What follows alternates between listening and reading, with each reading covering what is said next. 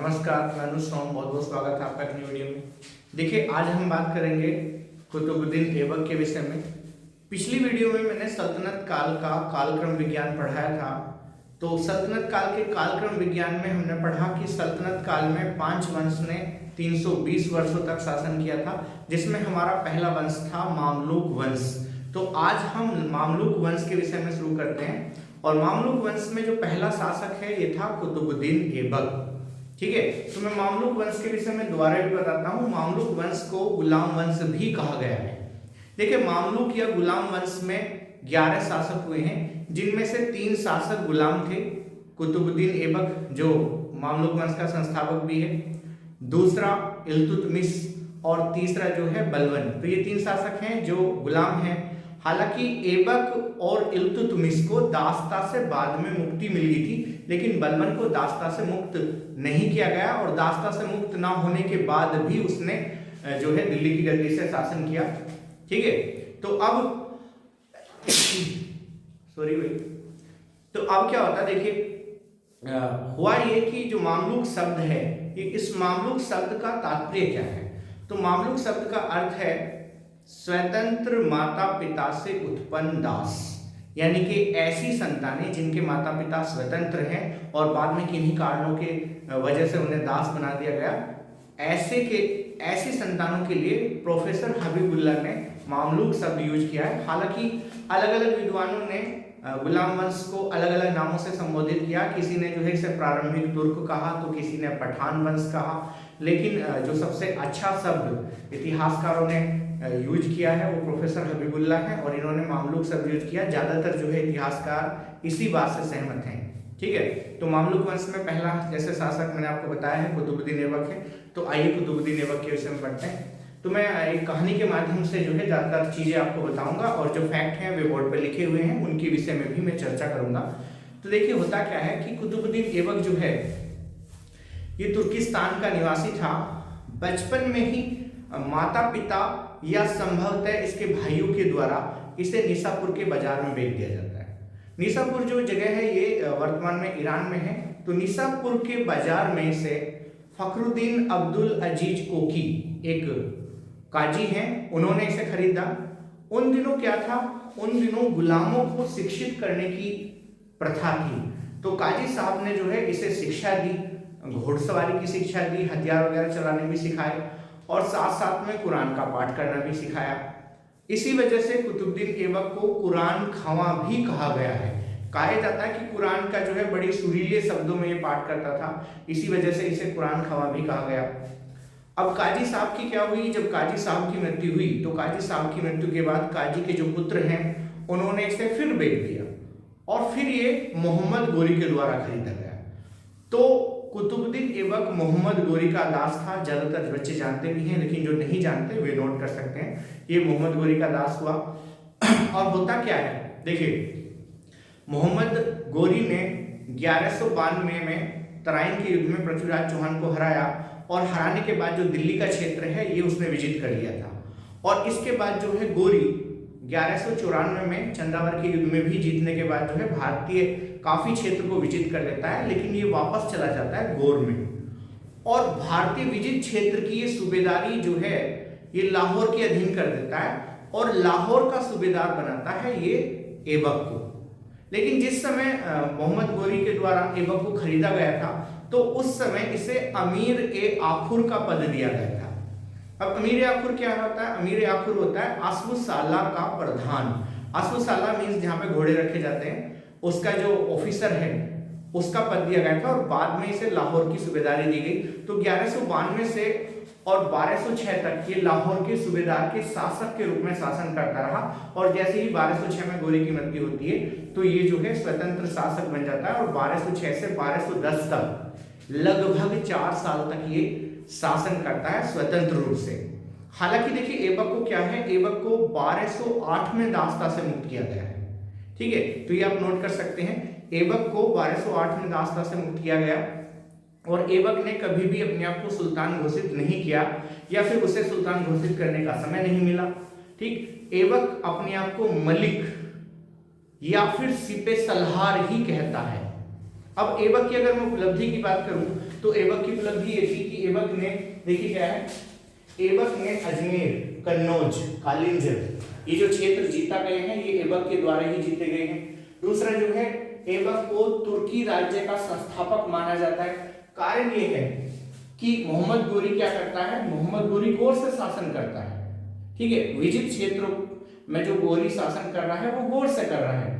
लेकिन क्या होता है, जैसी गोरी की मृत्यु होती है तो गोरी का कोई उत्तराधिकारी नहीं था, मतलब उसके कोई संतान नहीं थी। गोरी ने ये भी कहा था कि मेरे मरने के बाद जो है मेरे खुतबों में मेरे जो दास हैं वे मेरा नाम चलाएंगे।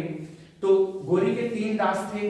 अब 3 दास कौन कौन से थे? कुतुबुद्दीन ऐबक पहला दास है, ये लाहौर से शासन कर रहा है। इसका एक दास है ताजुद्दीन यालदोज, यालदोज गजनी से शासन करता है। और इसका तीसरा दास था नसरुद्दीन कुबाचा, ये सिंध में शासन करता है। तो जैसे मैंने आपको बताया कि लाहौर की सूबेदारी के तहत भारतीय क्षेत्र आते थे, तो गोरी के मरने के बाद जो है अपने आप ही ऑटोमेटिक ही ये क्षेत्र ऐबक के पास आ गए थे। हालांकि क्या हुआ, कुतुबुद्दीन ऐबक ने यालदोज को हराया और यालदोज गजनी का शासक था, ठीक है। तो यालदोज को ऐबक ने हराया और लगभग 40 दिन तक इसने गजनी पर शासन किया, लेकिन वहां की जनता जो है विद्रोह कर देती है और उसके बाद ऐबक जो है फिर भारतीय क्षेत्र पर दोबारा से शासन करता है। दूसरा इंपॉर्टेंट पॉइंट है, ऐबक ने दिल्ली को राजधानी नहीं बनाया था, ये आप नोट कर लेंगे। कुतुबुद्दीन ऐबक लाहौर से शासन करता है। राजधानी दिल्ली जो बनी है वो इल्तुतमिश के समय बनाई गई थी, तो ये इंपॉर्टेंट पॉइंट है, ये आप अच्छे तरीके से याद रखेंगे। अब इसके बाद ऐबक की अगर हम बात करेंगे तो अब ऐबक क्या है, गयासुद्दीन महमूद के द्वारा ऐबक को 1208 में दासता से मुक्ति मिली, ये आप नोट कर सकते हैं, इंपॉर्टेंट पॉइंट है। दूसरा, इसे लाख बख्श, ऐसा कहा जाता है कि ऐबक बड़ा दानवीर था, बड़े बड़े दान करता था, तो इतिहासकारों ने इसे लाख बख्श मींस लाखों का दान करने वाला। दूसरा पील बख्श क्या है, हाथियों का दान करने वाला। और तीसरा कुरान खवा मतलब कुरान का सुरीले शब्दों में पाठ करने वाला। और मिनहाज, एक इतिहासकार हुआ है, मिनहाज ने इसे हातिम द्वितीय कहा, तो ये आप याद रखेंगे, मिनहाज जो है इसे क्या बोलता है, हातिम द्वितीय। दूसरी, ऐबक के दरबार में हसन निजामी भी एक प्रसिद्ध व्यक्ति है। हसन निजामी ने किताब लिखी है ताजुल मासिर।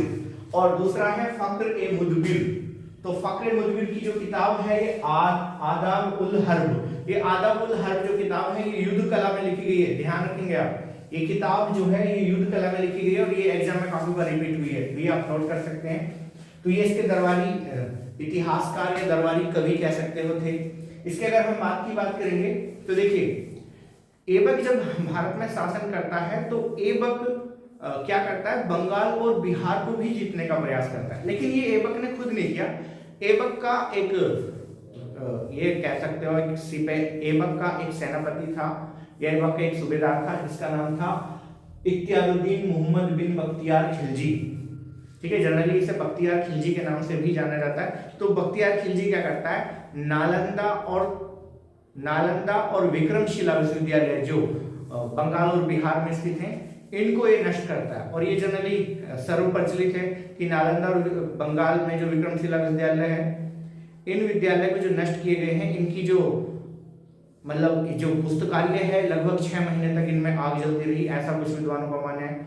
लेकिन यहाँ इंपॉर्टेंट पॉइंट ये है कि भाई बहुत सारा जो भारतीय साहित्य है, जो अमूल भारतीय साहित्य है, मतलब अनमोल, सॉरी अमूल नहीं कोई दूध नहीं है, अनमोल भारतीय साहित्य जो है वो हमारा जल के नष्ट हो गया, जिसकी वजह से इतिहास के वे पन्ने जो आज हमें गलत पढ़ाए जाते हैं वे हमारे सामने पेश संभवतः कभी नहीं हो सकेंगे, वो इतिहास हमारा जल के राख हो चुका है। खैर जो भी है, अब होता क्या है कि मोहम्मद बख्तियार खिलजी की बाद में क्या होती है, बंगाल साइड में इसकी हत्या कर दी जाती है।